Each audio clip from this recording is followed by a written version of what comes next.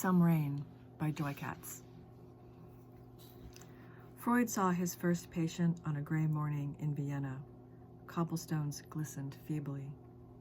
And it was pouring as Pollock dragged red onto Full Fathom 5.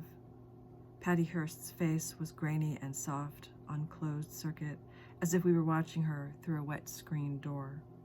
But Socrates, as he died, looked sharply into the distance. Early evening.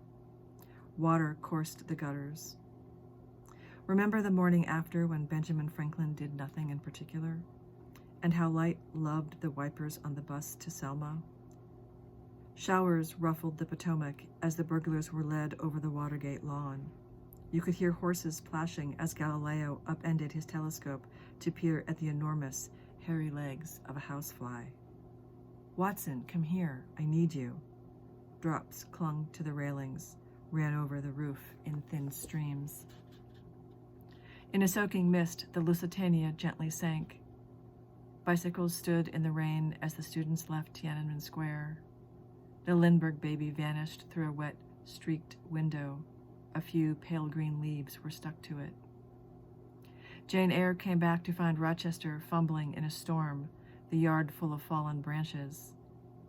The tulip market crashed during a terrible downpour, but oxen grazed patiently at Lascaux, not minding. If, as Hitler was declared chancellor, the crowd opened their umbrellas, people stood barefoot in the mud, sometimes at Birkenau. The banality of evil, Hannah Arendt wrote, crushed out her cigarette and got up to shut the windows. As Marie Curie set out a small glowing dish of radium with her poisoned fingers, a line of storms was moving east. Faintly it thundered while my grandparents listened for the first time to a phonograph. Lewis Carroll wrote Alice onto the riverbank while he floated downstream. The first drops were falling.